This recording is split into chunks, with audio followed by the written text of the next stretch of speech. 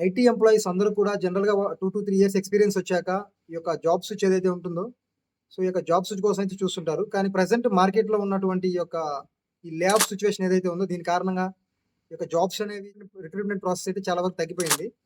And calls ఉన్నా కూడా more than 4-5 years experience అడుగుతున్నారు. ఇర్రెస్పెక్టివ్ ఆఫ్ టెక్నాలజీ అది ఏదైనా గానివ్వండి, ఏ టెక్నాలజీ అయినా కానివ్వండి.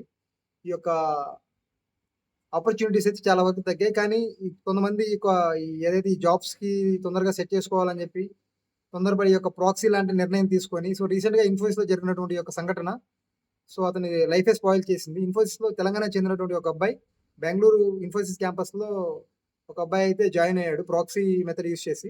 సో, అది వర్చువల్ ఇంటర్వ్యూ అవ్వడంతో ప్రాక్సీ ఈ ఇంటర్వ్యూ తను అటెండ్ కాకుండా డైరెక్ట్ వాళ్ళ ఫ్రెండ్ అటెండ్ అయ్యి అయితే క్లియర్ చేసాడని తెలిసింది.